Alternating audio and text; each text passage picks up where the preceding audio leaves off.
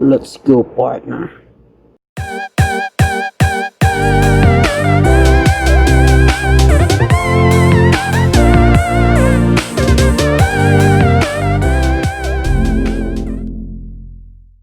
Welcome back to my channel. This is Ryan Gelito from District Diorama, and today we're going to review this custom Wolverine head for Marvel Legends 1/12 scale.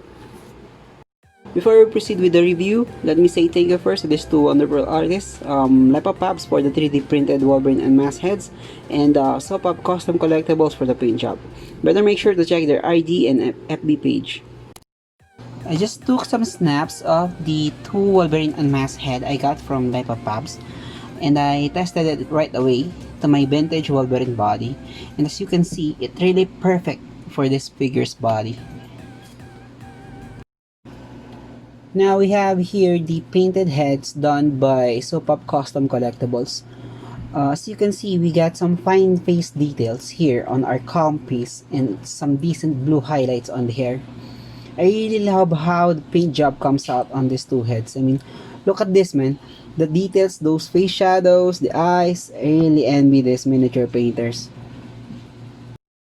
Next is the other unmasked head with the cigarette hole. This one also came with same superb paint detail, man. The cigarette smoke effect was from hot glue, by the way. Look how badass this head sculpt is.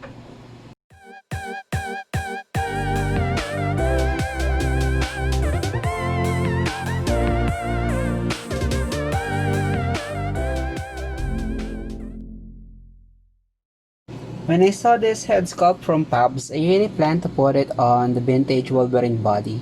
And as you can see, this one is really perfect for this body. The head though is not that fit to the figure. You just need to put up some blue tack to hold the head just fine.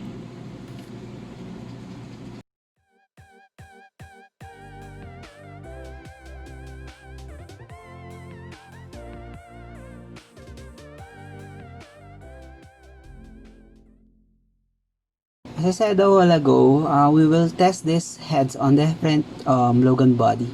And now, I'm trying it on the Tupac Old Man Logan body. And as you can see, he still looks badass. Really loving this head sculpts. Also, I quickly made up some custom body using the Tupac Old Man Hawkeye. Changed his fist with Logan's fist, and voila! We got a casual Logan figure.